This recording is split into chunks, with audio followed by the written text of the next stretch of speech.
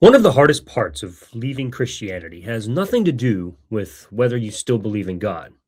It's figuring out where you belong when the community that once surrounded you is no longer there.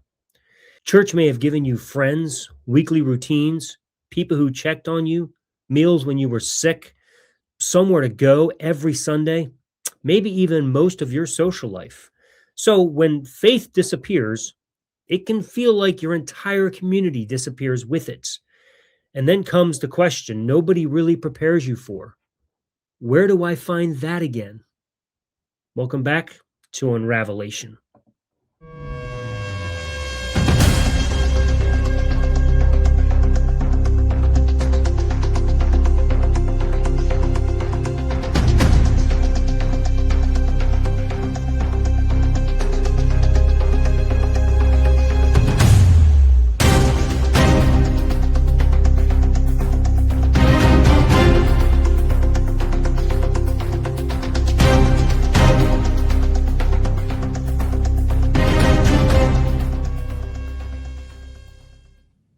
I think one of the mistakes we sometimes make when talking about leaving religion is acting like everything about church was bad.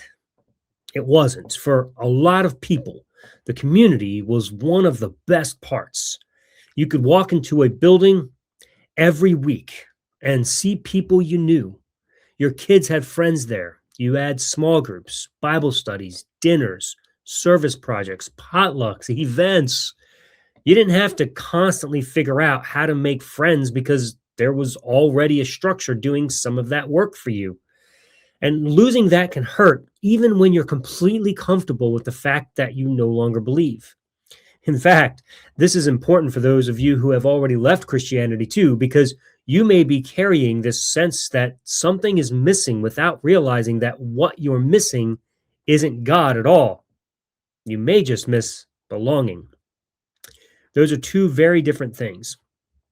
And when they've been intertwined for years, it can take some time to separate them. Christianity often bundles a lot of things together: belief, identity, morality, purpose, family, friendships, community. So when the belief goes away, it can initially feel like all of those other things have to go with it, but they don't. Community did not originate in Christianity. Human beings were forming families, friendships, tribes, neighborhoods, and social bonds long before your particular church ever existed. We need other people. That's human. The challenge is that church gave many of us a ready-made version of community. And now we have to discover what community looks like when it isn't handed to us in one package. And there's actually something pretty freeing about that, because outside the church, your entire social world no longer has to revolve around one shared belief. Think about how strange that really is. Imagine if every important relationship in your life had to be built around the fact that you all liked the same football team. You could certainly make friends that way, but eventually you'd probably realize that there are 1,000 other things people can connect over. Religion can become so central that we forget this. Outside the church, your relationships can form around who people actually are. You may have one friend because you both love music, another because your kids play together, someone else because you work together. Maybe you meet people through volunteering, sports, a hobby, a neighborhood group, a book club, a deconstruction community, or something completely unrelated to religion. And none of those relationships has to carry the entire weight of being your community. That may be one of the biggest differences. Church can make community feel like one big circle.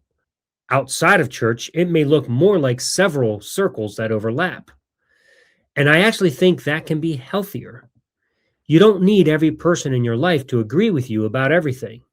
You don't need your friends to pass a theological test before you can become close to them.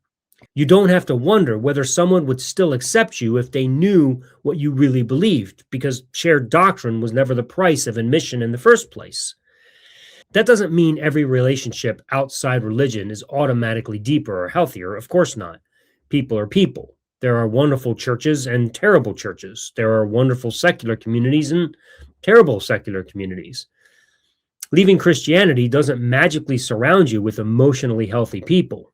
What changes is that you now get to decide what kind of relationships you want to build instead of assuming that proximity and shared belief automatically equal friendship. And that distinction matters because sometimes when people leave church, they immediately start looking for another group that feels exactly like church did. I understand why. You want that instant circle again, but you may not need to recreate what you lost. You may be building something different, maybe smaller, maybe slower, maybe more scattered. Maybe there are 3 people you can really be yourself with instead of 30 people you see every Sunday. That isn't necessarily less community. Sometimes it's more. And this is where I think rebuilding becomes practical. Instead of asking, where is my new church? Try asking, where are people already doing things I care about? That question opens up the world a little bit. What do you enjoy? What are you curious about? What kind of people would you like to know? Where do those people tend to gather? And then, rather than feeling like you have to suddenly create an entire social life, you can start with one place and one person. Show up somewhere more than once. Talk to somebody again. Invite somebody for coffee or a beer. Accept an invitation you might normally turn down. Community usually doesn't arrive fully formed. It grows out of repeated contact until strangers become familiar and familiar people eventually become friends. And you may discover that you already have more beginnings of community around you than you thought. A coworker you like talking to, a neighbor you've never really gotten to know, someone from your old church who cares about you more than they care about whether you believe exactly what they believe, a local group built around something you enjoy, an online community where you finally feel understood. It doesn't all have to come from the same place anymore. There's another freedom in this too. Once you stop needing one community to satisfy every social, spiritual, intellectual, and emotional need you have, you can become much more intentional about the people you allow close to you. You can build relationships where disagreement isn't dangerous, where curiosity isn't rebellion, where someone changing their mind doesn't threaten the group, where you don't have to edit parts of yourself to remain acceptable. And if church was once genuinely good for you socially, you don't have to rewrite that history either. You can appreciate what those relationships gave you and still recognize that you're ready for something different now. Leaving faith doesn't require you to hate the people you loved inside it. Some of those relationships may survive, some may change, some may end, and new ones will form in places you couldn't have predicted. I think the biggest shift is realizing that belonging is not something Christianity owns. You did not lose your ability to belong when you lost your faith. You lost one structure in which belonging happens. That's painful, but it is not the same thing. There is an entire world of people outside the walls you once knew, and most of them are looking for connection too.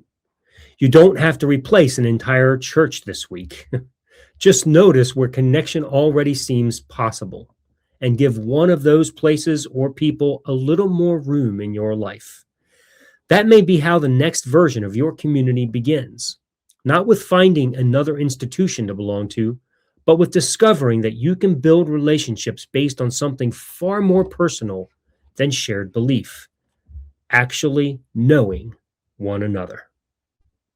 If this helped you think a little more freely today, take a moment to like the video, subscribe, and leave a comment. I can't tell you how much it really helps this channel reach people who need it.